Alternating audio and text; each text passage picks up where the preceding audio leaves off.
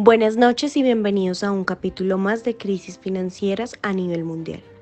El día de hoy contamos con la compañía de la historiadora Lilia de Brasil, quien nos ayudará a abordar un poco más sobre qué fue la Revolución Francesa y por qué tuvo un impacto tan negativo dentro de su economía. Para iniciar tenemos que entender que la Revolución Francesa fue un proceso político y social que se dio entre 1789 y 1799, cuyas principales consecuencias fueron la abolición de la monarquía y la proclamación de la República, eliminando así las bases económicas y sociales del antiguo régimen. Buenas noches, doctora. Boa noite. Principalmente queremos empezar preguntándole cómo evidenció usted la nueva República Francesa después de esta revolución. A nascente República Francesa teve que enfrentar a intervenção de inimigos estrangeiros, como fueron os exércitos de Austria y de Prusia. Isso terminou como tomada do poder. Francia gobernaba el rey Luis XVI. Era una monarquía absoluta, es decir, el rey tenía todo el poder y podía tomar todas las decisiones que le diera la gana sin tener que rendir cuentas a nadie. Gracias a este poder, Luis XVI y todos los nobles que le apoyaban tenían grandes riquezas y grandes privilegios. Mientras tanto, el pueblo llano, la burguesía, la gente normal, como los abogados, médicos, artesanos, comerciantes o campesinos, tenían que pagar muchos impuestos y vivían, la gran mayoría, en la miseria. Doctora, ¿cuáles cree ustedes que fueron las principales causas que generaron esta Revolución Francesa? As principais causas da revolução são dadas por rigor do absolutismo, onde aos reis foi dado todo o poder político, jurídico e econômico, gerando as desigualdades do genie feudal estimache e estima-se que os 23 milhões dos habitantes, apenas 300 perteneciam à aristocracia. Miséria e marginalização da cidade chamada nisso, destacam-se as condições das pessoas, fome e doenças. De esta situación, las clases sociales más desfavorecidas formaron una Asamblea Nacional y se comprometieron a escribir una constitución donde se recogieran los derechos y deberes de todas las clases sociales de manera más justa e igualitaria. A partir de ese momento, comenzaron violentos disturbios. Las consecuencias que generó la Revolución Francesa principalmente se dan porque se da el fin al orden feudal.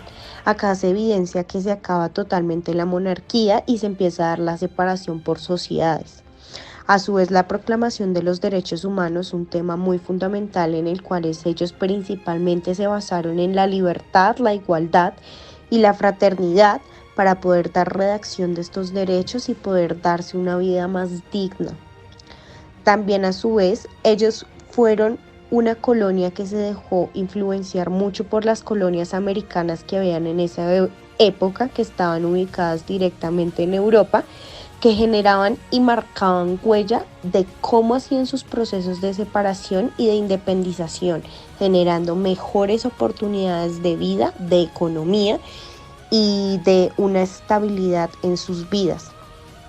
A su vez también el ascenso de Napoleón Bonaparte generó que se acabaran muchas cosas que no funcionaban de la manera más correcta y que les estaban causando esta crisis económica, donde el hambre, enfermedades eran factores muy independientes y muy importantes que causaban que la vida de los franceses no pudiera evolucionar de la mejor manera posible.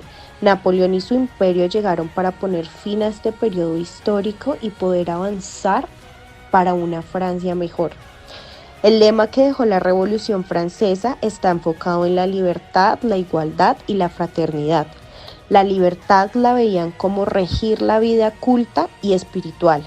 La igualdad principalmente sería el eje del ámbito jurídico y legal, donde todos deberían tener las mismas oportunidades. Y ya la fraternidad sería el valor para poder desarrollar las actividades económicas de una manera más amplia, donde todos se pudieran apoyar y que fueran una comunidad muy unida. Dentro de la Revolución Francesa podemos distinguir tres etapas diferentes. La primera fue la etapa de la monarquía. Esta se dio entre 1789 y 1792, donde se trató de convivir con la monarquía poniendo costos y limitando su poder. Ya en nuestra segunda etapa encontramos la republicana. Esta se dio entre 1792 y 1804, donde el fracaso de la anterior etapa lleva a la abolición de la monarquía y la instauración de la república.